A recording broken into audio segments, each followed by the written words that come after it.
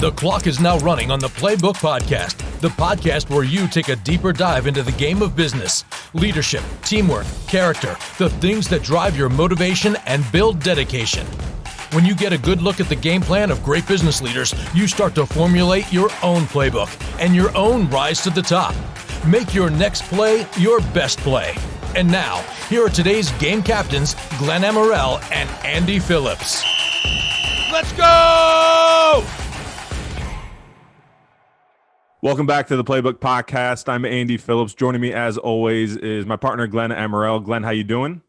I'm doing real good. A little nervous about going to the principal's office, but other than that, great. It's been a while, right? So let's get into the pregame question before we introduce our guest. Glenn, my pregame question for you just happens to be, how many times were you at the principal's office in school?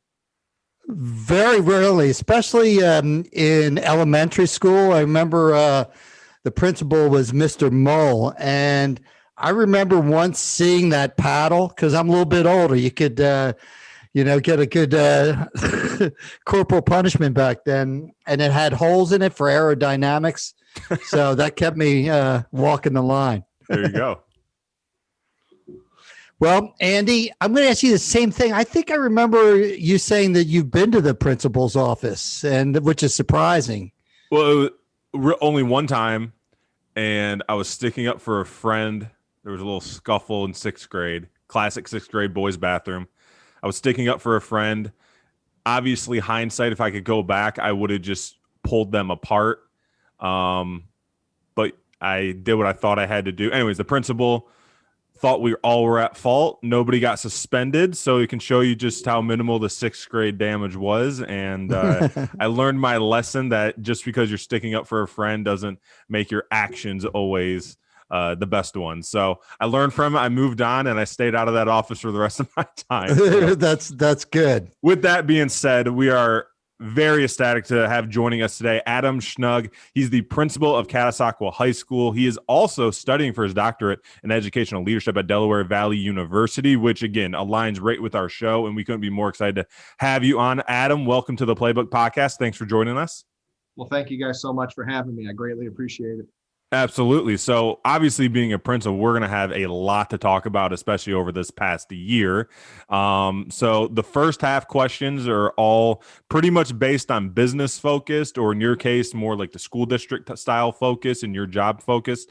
Then we're going to have our halftime, which is going to be a rapid fire 10 questions. And then when we get into the second half, it's going to be a lot more leadership focused and some of your experience focused. So if you're ready for the first half, Glenn can kick us off. All right. Well, it's a pleasure to meet you, Adam. And my first question is, being a principal is like being a CEO of a business. And like almost every business, there's been some challenges in 2020. What have you done? Have you had to adjust your performance goals for your students and teachers? So the short answer to that is no, we haven't. And that's because of the work that we've done up front.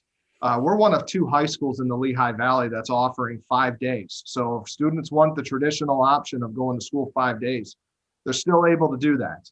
And what we've done for the students that want to attend 5 days but stay at home, we have a virtual option for them. So teachers are now teaching the courses like they normally would on the normal time, normal schedule, but half their kids are in person and the other half are online. So going into this year, we didn't adjust any performance goals. Our measures are still the exact same. We want to have good attendance. We want to have good behaviors. Test scores, they're important to us, but it's not the most important thing we do. The most important thing we do is get kids career and college ready. And we didn't adjust any of our goals because of that. We've certainly pivoted a lot in terms of what our expectations were. And we've discovered some good problems along the way that we've had because our kids have done such a phenomenal job of adjusting to this, just like our staff has. But we kept our performance measures the exact same because our expectation is still what it is, even though we're in a pandemic. That's I know great. I texted with you a couple times during this, and you said that the staff and students have exceeded your expectations, which is great. So as a principal, one of your jobs is to create a safe learning environment. And so how exactly have you adjusted besides just doing some virtual stuff? How exactly, like what adjustments are in and what kind of accommodations are taking place in the live school setting? So going back to this past summer of 2020, I've been in education for 14 years now, and this summer was the most difficult of my career because we were about to open up a school during a pandemic, which has never been done before. There is no literature, there is no research. Lord knows I tried. I looked up schools in the Spanish flu. I truly did to look and see, is there anything I can learn from that? And believe me, there's not much out there.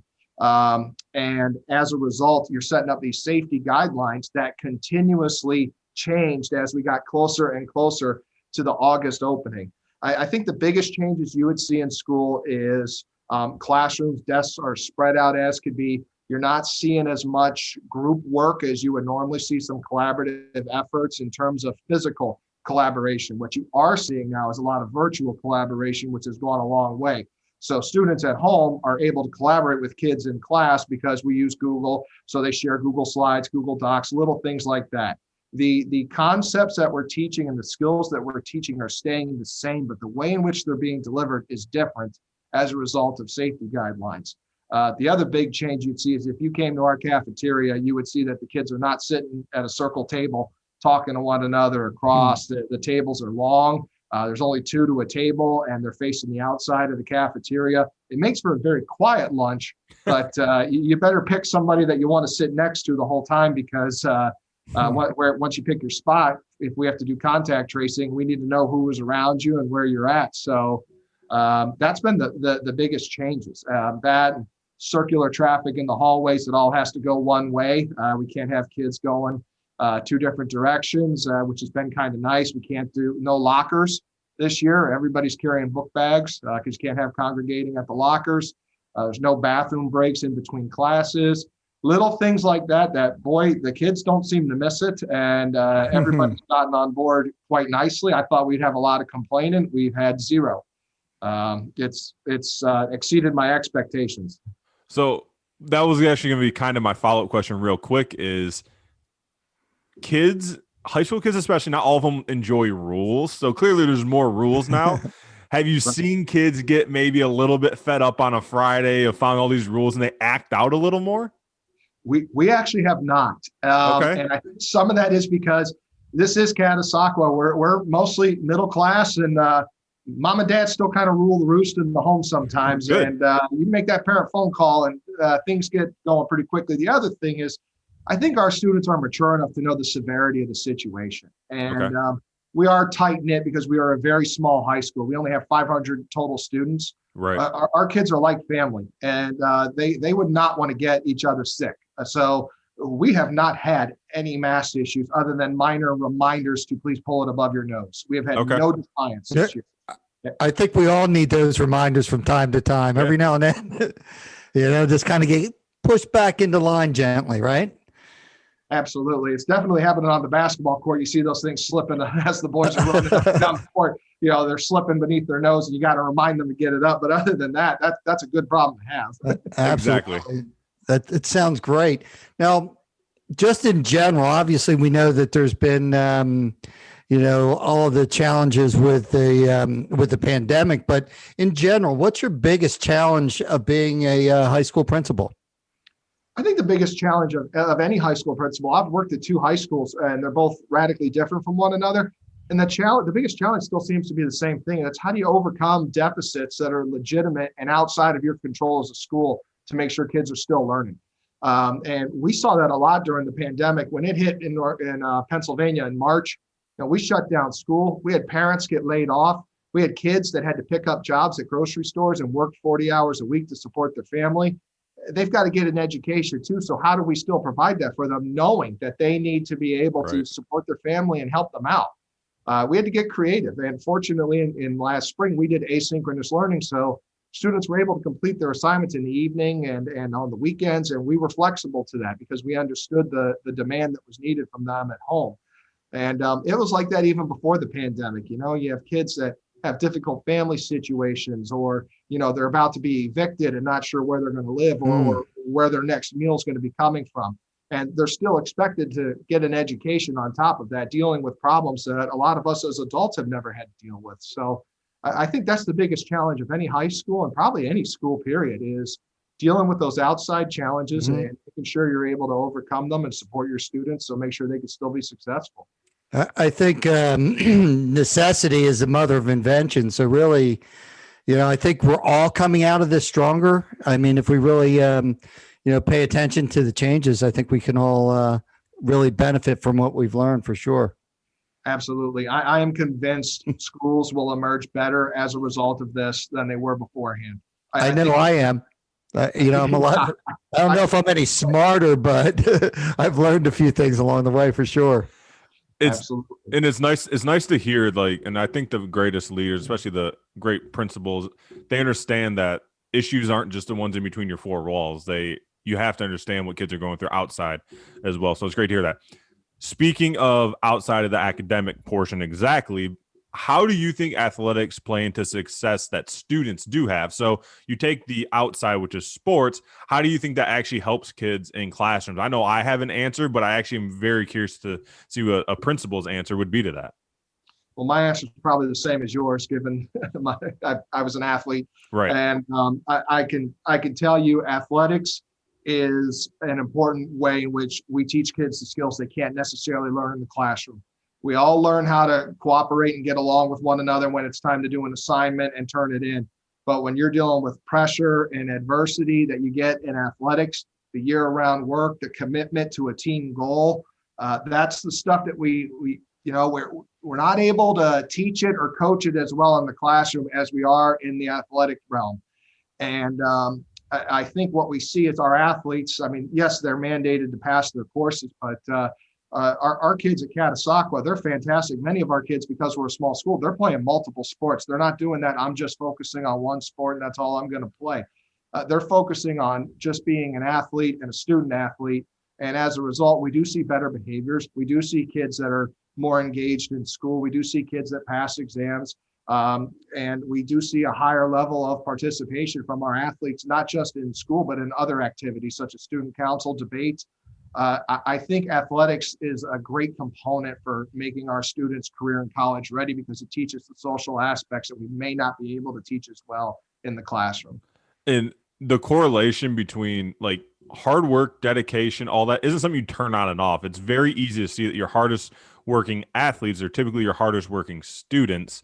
But like you said, the things you can't learn are you can prepare all you want in sports. You can be ready for the game. You can be ready for anything, any play, and could still lose.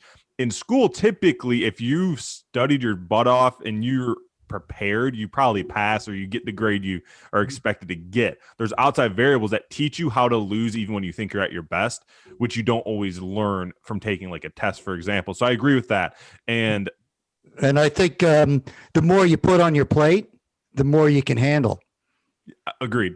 And it forces you to organize your life. My college coach, literally my college coach, if we had a 2-game losing streak or we had a sloppy game with a lot of missed assignments, he would make us go down to the locker room before we watched the film, clean out our lockers. They'd be literally down there, trash bags, go home, clean your room. He says, when your life is cluttered, it shows up in everything that you do. And it's funny. We all, players would roll their eyes oh, here we go cleaning our lockers. The next week of practice was always crisp. It's crazy. When your life is in order, everything's in order. So my wife does that for me. Yeah, clean up. So with that being said, we are on to halftime, which again, I know we've talked about pre-show with you. Speed round, we tell people all the time, it's not your classic speed round where you have to, one word, move on, let's go, let's see how fast we can get it done.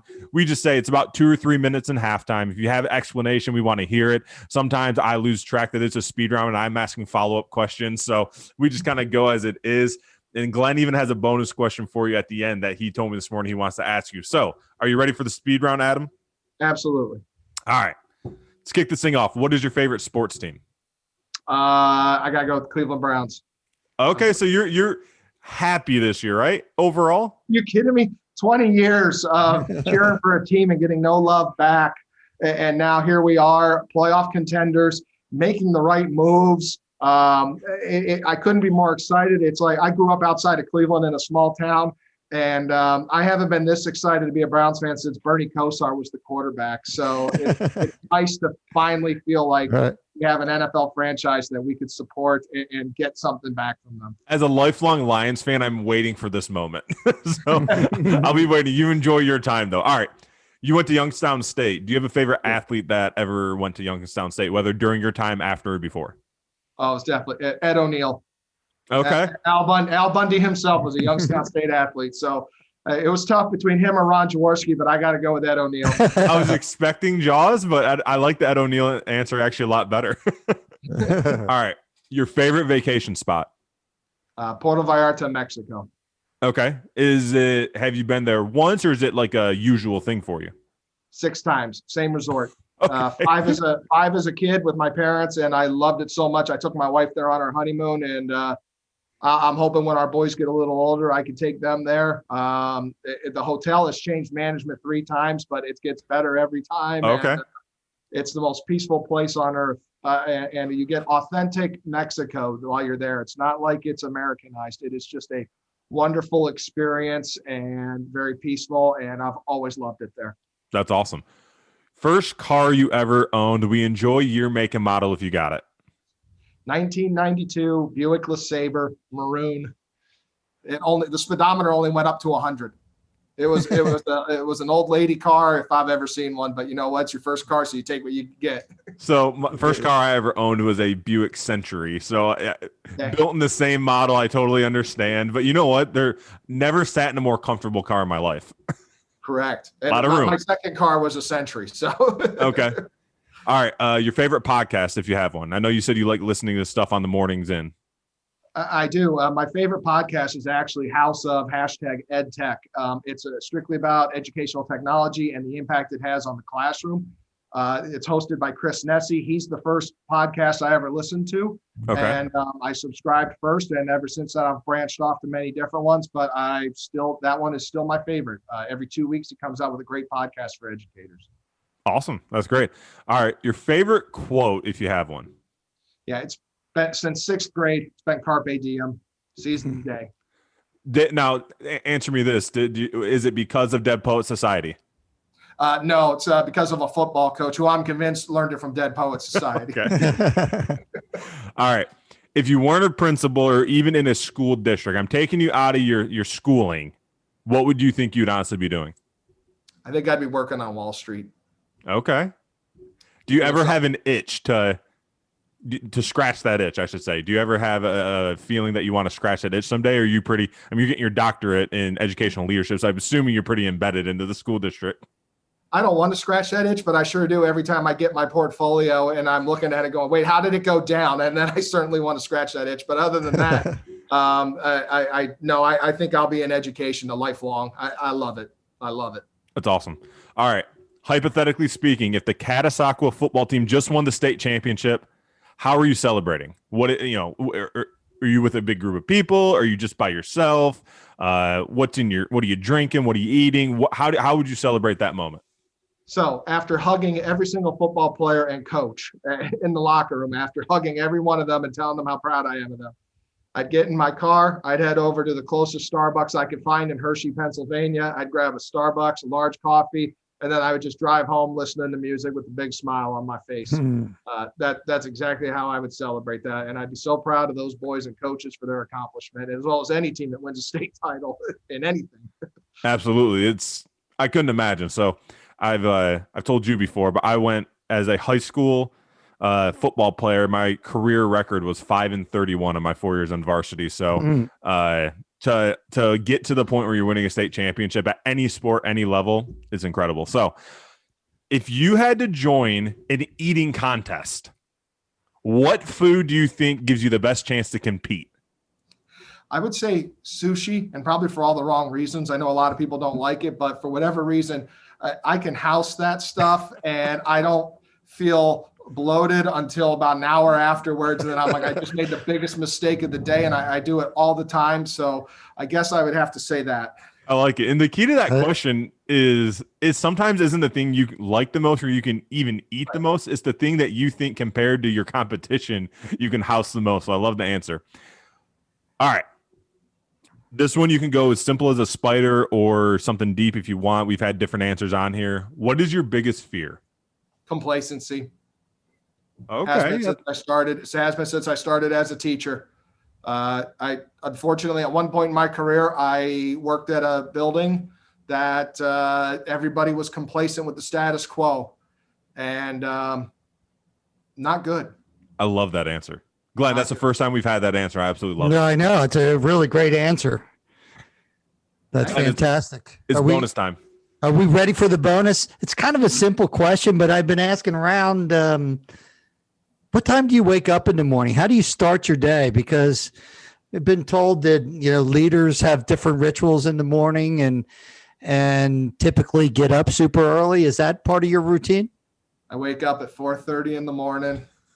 I get on the elliptical, do my morning routine, and my clothes are all laid out the day before. I set all my clothes out Sunday for the week. I know what I'm wearing on what day. My wife helps me a little bit because I am colorblind, so I need to make sure stuff matches. But honestly, I read that that's what a lot of leaders do is they don't want to wake up in the morning and start making decisions right away. They need to save those for later in the day and make the brain sharp. So one of the simplest things you could do is establish a morning routine where you're not making choices, and started doing that about a year ago and do not regret it at all. Well, that's great. We really appreciate you taking this time today during your lunch period then to get to know us and talk to us a little bit more. All right. Well, that's halftime. You were great. I enjoyed I love some of the repeat questions we use here and there and how the answers are completely different. Like the complacency one was phenomenal. Moving on to the second half, leadership and experience focused mainly here. So being a principal is one of the most challenging positions as a leader, and it's not getting easier today. Sometimes there's support issues. Sometimes there's, kids know more because they're aware to more stuff with social media and stuff like that. Sometimes it's tougher and tougher to be in that position. You lead teachers, you lead staff, you lead students, and you have to answer the school board's questions and parents' questions. So how do you navigate all these different groups? And you're doing all this while still pursuing your doctorate. Now, waking up at 4:30, I'm sure, is part of the answer, but it's a tough job to have. So how do you navigate everything? Well, it's a fun job. It is tough, but it is fun. There are rewards there's intangible rewards that I simply cannot go down the whole list of. But how do you do it is, well, number one, you need to know what you're getting yourself into. And I think some good advice I got is you really don't know what you're getting yourself into until you step into it. And then along the way, you have to make sure you're constantly reflecting on your practice. And I tell my teachers, who I call cognitive engineers, you need to reflect on your practice. It's not just teaching. You have to reflect on it. It's like a law. It's like the law. You're practicing medicine. You're practicing law. And that's what I do with my leadership. It is a constant state of reflection, but also there's built-in parameters. Unfortunately, being a principal now, you're a little more 24/7 than I think people realize. And, you are on call if something happens at the school or an athletic event and you're not there. You have to be ready, but you do have to have parameters in there. You need to say, unless it's an emergency, I'm not touching anything. I'm not checking my emails. When it's time for me to be at home with my family, I need to make sure I'm there for them, being the best dad that I can, being the best husband that I can. And if I'm not being the best husband I can, my wife will let me know immediately. And then I know how I need to work on that parameter. But I think it's having your little routines, but constantly reflecting on how you're doing in all those aspects. So you probably know you're in trouble with your wife when she picks you out an outfit that doesn't match at all the next day. Right. If she wanted to do that, she could do that. I wouldn't know if it didn't match or not. So truly, it seems like the work-life balance is super important to you. That's great. It's very important. I don't understand how. I never understood people married to their jobs. That's something I just can't wrap my brain around. Oh, I know. That's an important thing. The career is very important, but if you don't have some kind of balance, I worry about you. I agree. Right. I think you it's unfair to some people involved in the relationship, but also at the same time, you need that mental break. It's okay to take a break from what you're doing. I think sometimes people fall into the bad habit that if I'm not thinking about work, I'm falling behind. And that's not necessarily true, because at some point you're going to be burned out. Correct. All right. Now the next question is, Great leaders take off their blinders. They're open to, advice and from anybody in their organization. What leadership lessons have you learned from a student or students over your career? I'm really glad you asked this question, because if I really want to get the idea of the pulse of the school, there's two groups I need to talk to. I don't need to look at data. I just need to actually have conversations with students, those that are doing well and those that are not doing well. And I need to have a conversation with teachers too. They're the two groups, but the students, I'll tell you what I've learned from them is they're my best resource for determining how to move the school forward, because we really need to figure out what the students want. And they should have a say in how their high school looks. They shouldn't have a say in who's teaching them what, or, things like that. They don't know that yet, but should they have a say in how the school moves forward? Absolutely. And we do that here. We've got a group of freshmen that we've begun to meet with, and they're designing what they want this school to look like for them when they leave 4 years from now. And I think it gives them ownership of the school and their experience here at the high school. And the students are the main reason we come to work. They're the main reason we do what we do. And I think we need to keep that in focus. Yeah, that's a great answer. I think too many organizations look at the data and don't look at the people. At the end of the day, everything's about the people. So that's a really great answer. 100%. And so this next question is, I'm curious if it's school district or someone in the school district related, someone from your childhood. What do you think is the best advice you ever received from a mentor? No leader got to where they are on their own. I'm sure you had great mentors along the way. So what would you say the best word of advice you ever got was? Best word of advice was from a principal who is a mentor. He's getting ready to retire. And he told me early on in my administrative career, know your focus. And what he was referring to was the students.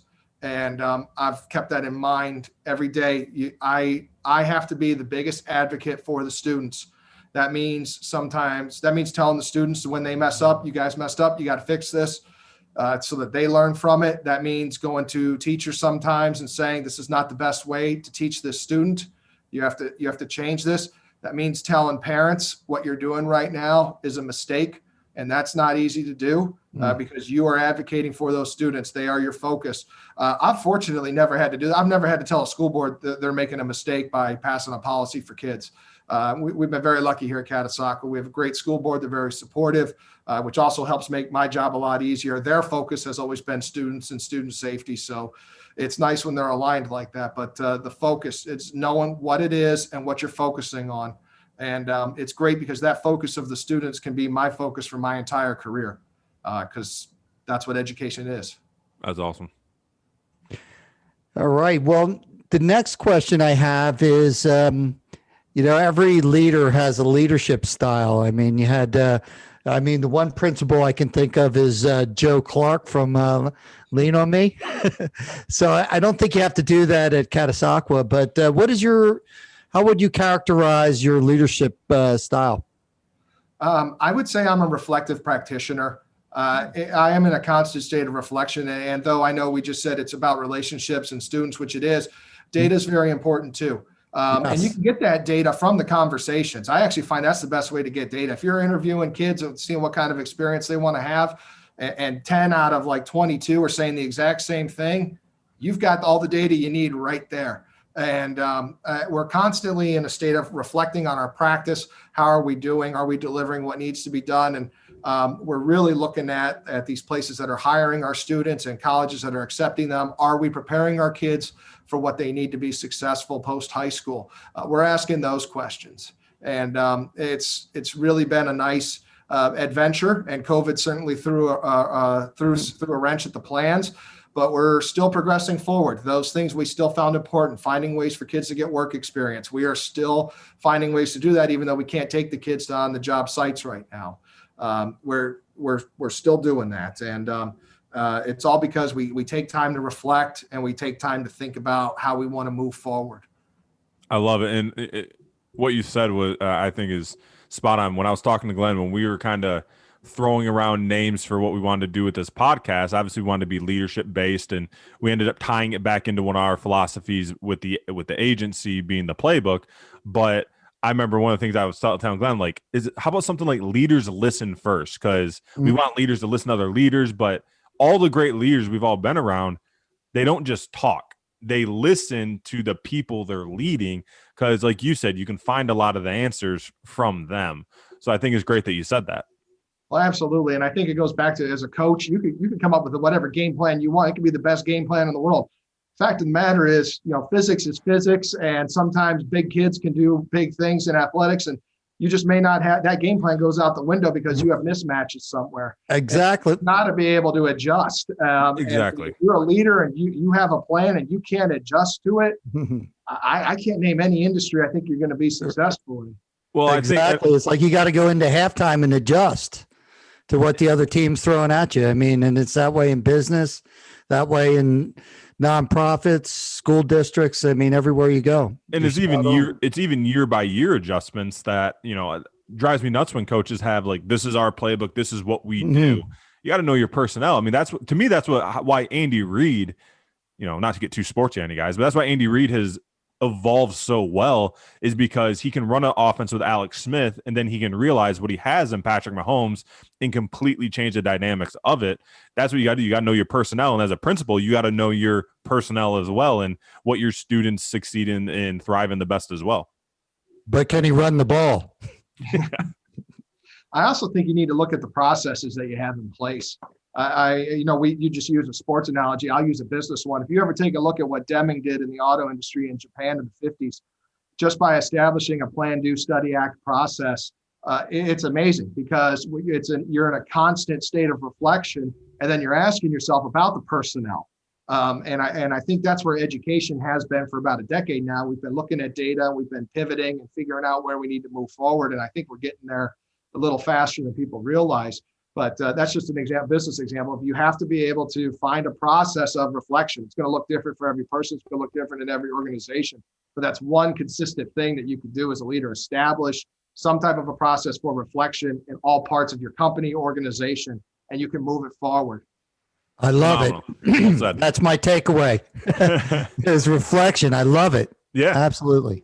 All right, so this is our last play of the game. It's our Hail Mary question. We ask everyone this one. We got about 2 minutes left here on the podcast.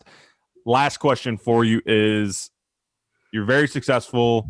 Really, you're young age for being a principal, so you've exceeded expectations even that most people in your position would probably have. So you've got to this point in your life. Go back to 22-year-old Adam, fresh out of Youngstown State. What advice would you give yourself? 22-year-old Adam was in a hurry to become a principal. So I would tell 22-year-old Adam, be reflective, because I didn't really start doing reflective practice until in college. I did reflective practice. Then I stopped doing it for a little while. Then I started doing it again when I was 25. Don't be in a hurry. Be reflective. Always be learning. Okay. I love it. That's fantastic. Well, I'd like to thank Adam Schnug for coming on today. I'd like to give you about 30 seconds, a little pep rally for your school. Catasauqua High School in Eastern Pennsylvania. It's a small town. We're a small school, and we are going places. It's fantastic. We've got a real big focus on career and employability skills, which is fantastic, because even kids that are going to college need to learn collaboration, oral and written communication. So we're headed places. We're definitely a school you're going to want to keep your eyes on, especially if you guys are hiring. You're going to want our students. They're incredibly loyal. And we've really kickstarted this career employability skills this year during the pandemic, and I'm pretty excited about where we're headed. Sports teams have been competing during the pandemic. The kids have been just phenomenal. Staff has been phenomenal. So it's a great place and a great school, and I love it here. Awesome. And that comes through for sure. I'd like to thank everybody for listening today. Please make sure you comment on our social platforms. Any questions, any suggestions would be welcomed. My name's Glenn Amaro. I'm Andy Phillips. And what's in your playbook?